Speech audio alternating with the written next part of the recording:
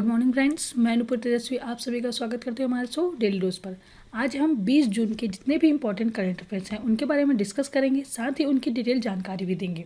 आज की PDF file इस वीडियो के डिस्क्रिप्शन बॉक्स से डाउनलोड कर सकते हैं और डेली की पीडीएफ के लिए हमारे टेलीग्राम ग्रुप को ज्वाइन कीजिए, जिसकी लिंक हमारे वीडियो के डिस्क्रिप्शन बॉक्स पर दिया गया है। तो दोस्तों चलिए शुरू करते हैं 20 जून के करंट अफेयर्स। आज का हमारा पहला क्वेश्चन है, संघर्ष में यौन हिंसा के उन्मूलन हेतु अंतर्राष्ट्रीय दिवस कब मनाया जाता है? इसका आंसर है बी आंसर सही है, 19 जून को मनाया जाता है। 19 जून को संघर्ष में यौन हिंसा के उन्मूलन हेतु अंतर्राष्ट्रीय दिवस मनाया जाता है और इस दिवस को संघर्ष में यौन हिंसा के अंत करने की आवश्यकता के बारे में जागरूकता बढ़ाने के लिए मनाया जाता है। और बता दें कि संयुक्त राष्ट्र महासभा ने 19 जून 2015 को इस दिवस को मनाने की घोषणा की।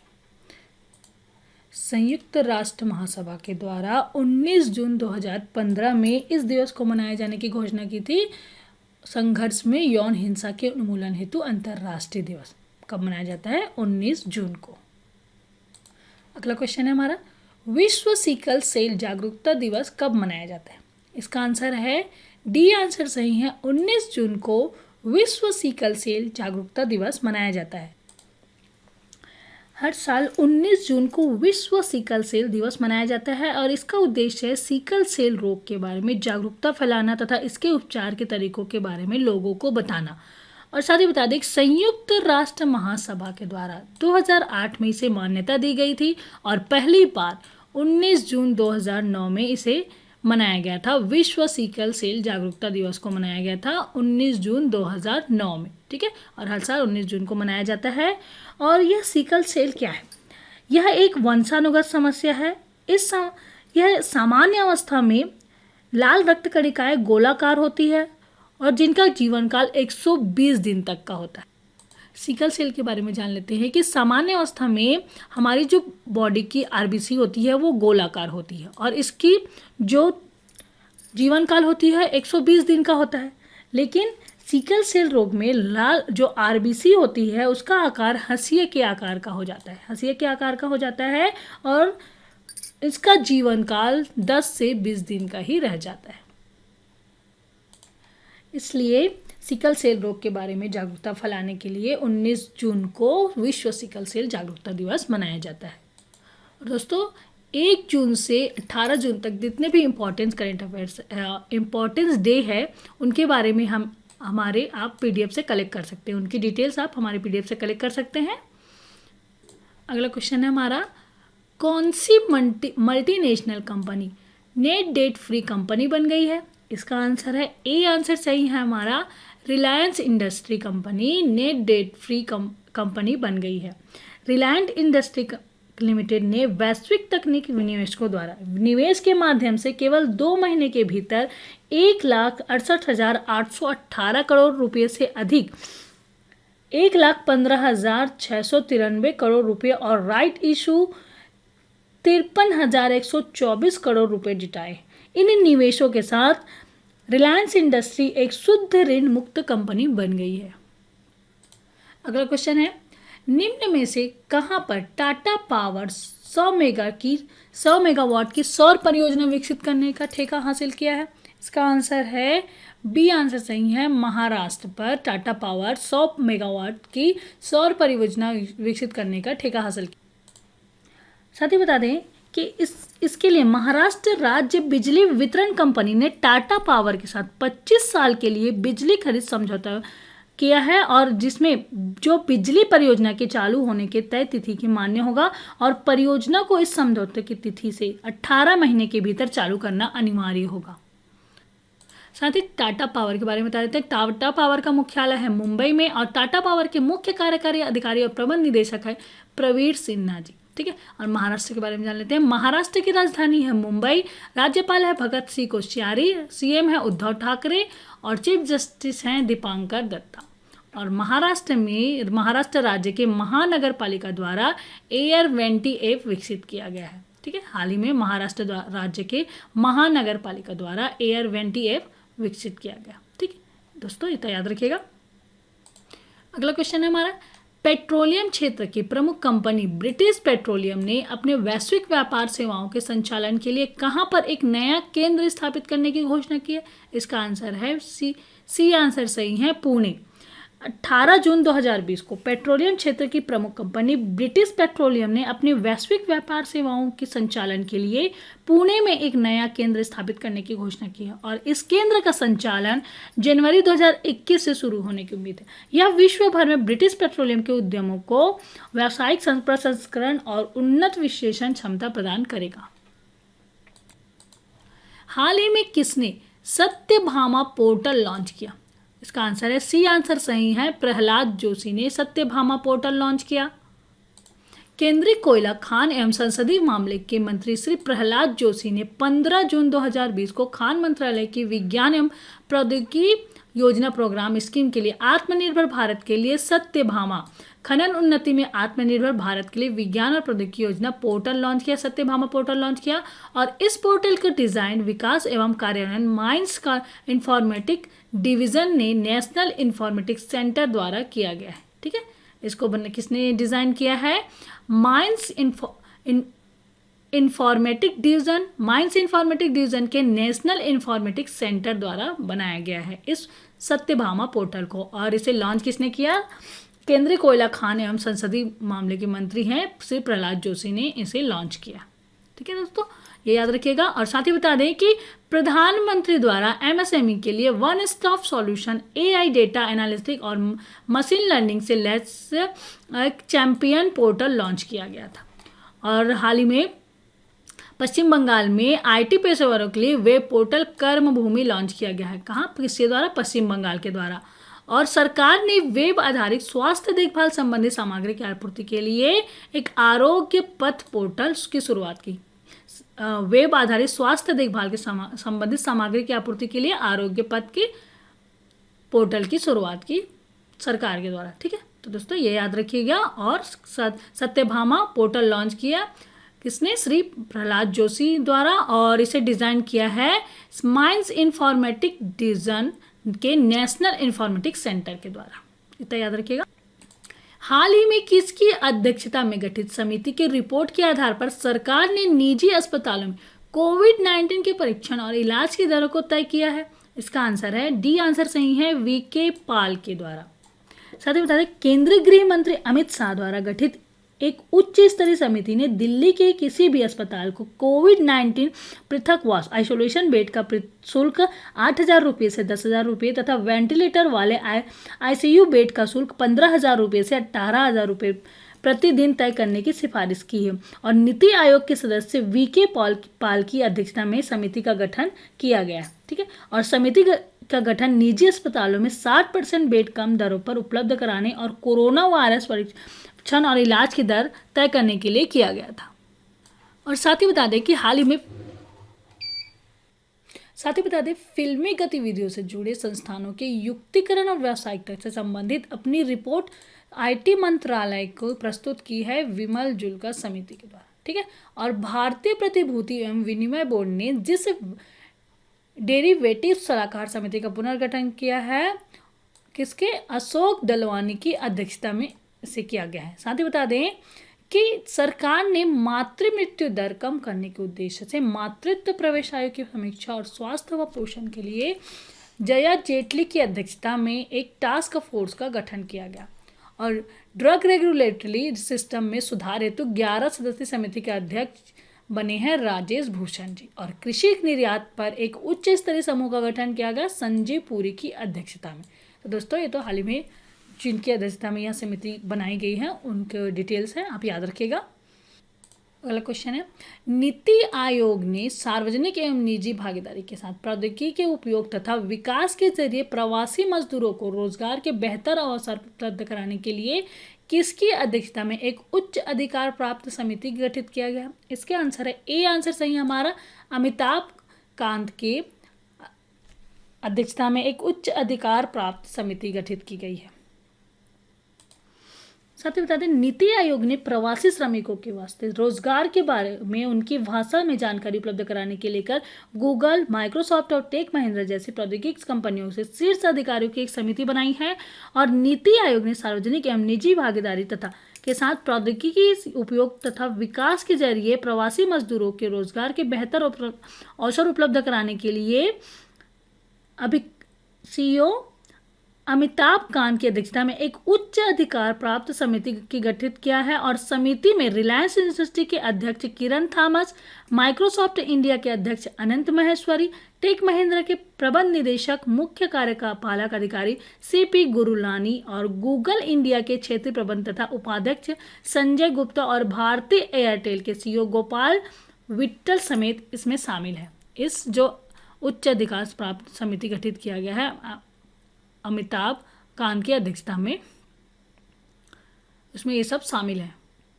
अगला क्वेश्चन है हमारा, भारतीय दिवाला और शोधन अक्षमता बोर्ड ने किसके अध्यक्षता में corporate insolvency resolution and liquidation पर सलाहकार समिति का पुनर्गठन किया है? इसका आंसर है बी, आंसर सही है, उदय कोटक की अध्यक्षता में corporate insolvency resolution and liquidation पर सलाहकार समिति का पुनर्गठन किया है। जून 2020 में भारतीय दिवाला और शोधन अक्षमता बोर्ड ने corporate insolvency resolution and liquidation पर सलाहकार समिति का पुनर्गठन किया और इस सलाहकार समिति की अध्यक्षता कोटक महिंद्रा बैंक के कार्यकारी उपाध्यक्ष और प्रबंध निदेशक उदय कोटक द्वारा दी जाएगी। ये हैं उदय कोटक, इनके द्वारा इस समिति का पुनर्गठन किया गया है। और साथ ही मैथिली उन्नी कृष्णन को सलाहकार समिति के सचिव के रूप में चुना गया। ठीक, और समिति के अध्यक्ष सहित 14 सदस्य शामिल हैं। इस समिति में कुल 14 सदस्य हैं और यह समिति insolvency regulator and bankruptcy code 2016 के तहत कारपोरेट इंसॉल्वेंसी रिजोल्यूशन और बोर्ड से जुड़े लिक्विडेशन से संबंधित किसी भी मामले पर board of insolvency regulator IBBI के से अनुरोध पर प्रोफेशनल सपोर्ट की सलाह प्रदान करेगी। और भारतीय दिवाला और शोधन अक्षमता board corporate insolvency resolution and liquidation पर सलाहकार समिति का पुनर्गठन किया गया और इसकी अध्यक्ष बनाया गया है उदय कोटक जी को। इसकी किसकी अध्यक्षता में होगी? उदय कोटक द्वारा।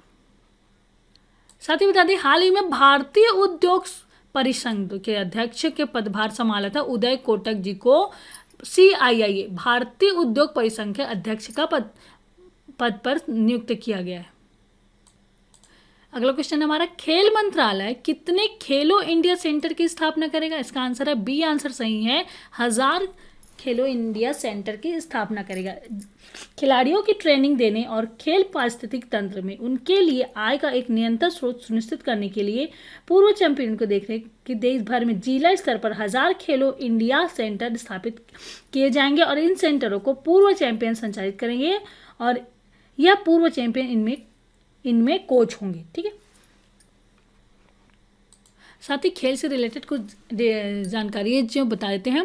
खेल मंत्री के द्वारा दूरस्थ क्षेत्रों में रहने वाले खिलाड़ियों की कोचिंग के लिए एक खेलो इंडिया पाठशाला पहल की शुरुआत की गई। ठीक है, और भारत AFC महिला एशिया कप फुटबॉल की मेजबानी 2022 में करेगा और चैंपियंस लीग फुटबॉल का फाइनल खेला जाएगा लिस्बन, पुर्तगाल में। और एशियाई पैरालंपिक समिति द्वारा वर्ष 2021 में चौथे एशियाई युवा पैरा खेलों की मेजबानी बहरीन के द्वारा की जाएगी और विश्व फुटबॉल नियामक संस्थान की तरफ से जून के लिए जारी वर्ल्ड रैंकिंग में भारतीय पुरुष फुटबॉल की टीम 108वें स्थान पर कायम है और बेल्जियम टीम पहले स्थान पर रही, फ्रांस दूसरे स्थान पर, ब्राजील तीसरे स्थान पर और उरुग्वे चौथे स्थान पर तथा क्रोएशिया 5वें स्थान पर स्थित है। ठीक है, ये याद रखिएगा। साथ ही बता दें, क्रिकेट मैच में फिक्सिंग को कानूनन अपराध दर्जा बनाने की मंजूरी दी है पाकिस्तान के द्वारा। तो दोस्तों, ये तो हाल ही में खेल में जो घटनाएं हुई है उसकी डिटेल्स है, ये याद रखिएगा। अगला क्वेश्चन है, हाल ही में जर्मनी का प्रतिष्ठित शांति पुरस्कार किसे नवाजा गया है? इसका आंसर है डी, आंसर सही है, अमर्त्य सेन को जर्मनी की प्रतिष्ठित शांति पुरस्कार दिया गया है। नोबेल पुरस्कार विजेता भारतीय अर्थशास्त्री अमर्त्य सेन को इस साल जर्मन बुक ट्रेड की शांति पुरस्कार से नवाजा गया है और 86 वर्षीय प्रोफेसर सेन को विश्व भर में फैले सामाजिक अन्याय को उजागर करने और उनके काम के लिए यह सम्मान दिया गया है। ठीक है, ये है भारतीय अर्थशास्त्री अमर्त्य सेन। इन्हें 1998 में 1998 में नोबेल पुरस्कार से सम्मानित किया गया था। ठीक है, और साल 2020 का यह जर्मन पुरस्कार सामाजिक न्याय के सवाल पर उनके कई दशक लंबे काम के लिए यह दिया जा रहा है। क्या जर्मन बुक ट्रेंड का शांति पुरस्कार दिया जा रहा है भारतीय अर्थशास्त्री अमर्त्य सेन को। और ये याद रखिएगा कि उन्हें 1998 में नोबेल पुरस्कार प्रदान किया गया था। ठीक है, इतना याद रखिएगा। नोबेल पुरस्कार भारतीयों को किनको मिला है, इनके बारे में जान लेते हैं। अमर्त्य सेन को आर्थिक विज्ञान में 1998 में कल्याणकारी अर्थशास्त्र में उनके योगदान के लिए दिया गया था और वेंकटरमण रामकृष्णन को रसायन के क्षेत्र में 2009 में राइबोसोम की संरचना और कार्य के अध्ययन के लिए दिया गया था। साथ ही वेंकटरमण रामकृष्णन के साथ संयुक्त रूप से थॉमस ए स्टिच और एडा के योनाथ को दिया गया था इससे पुरस्कार 2009 का। और साथ ही बता दें कैलाश सत्यार्थी को शांति के लिए 2014 में बच्चों यह पुरस्कार दिया गया, नोबेल पुरस्कार। बच्चों और युवाओं के दमन के खिलाफ और सभी बच्चों के शिक्षा के अधिकार हेतु उनके संघर्ष के लिए कैलाश सत्यार्थी को पाकिस्तान के मलाला यूसुफजई के साथ संयुक्त रूप से यह शांति का पुरस्कार दिया गया था 2014 में। ठीक है, और साथ ही बता दें अभिजीत बनर्जी को आर्थिक विज्ञान के लिए 2019 का वैश्विक गरीबी को कम करने के लिए उनके प्रयोगात्मक योगदान के लिए नोबेल पुरस्कार दिया गया था। साथ ही अभिजीत बनर्जी को संयुक्त रूप से एस्तेर डुफ्लो और माइकल क्रेमर के साथ यह 2019 का नोबेल पुरस्कार दिया गया था। तो दोस्तों ये नोबेल पुरस्कार है जो भारतीयों को दिया गया है, उसकी डिटेल्स याद रखिएगा। अगला क्वेश्चन है, आवास और शहरी कार्य मंत्रालय ने प्रधानमंत्री स्वनिधि योजना को लागू करने के लिए किसके साथ समझौते पर हस्ताक्षर किया है? इसका आंसर है सी आंसर सही है, सिडबी बैंक के साथ समझौते पर हस्ताक्षर किया है।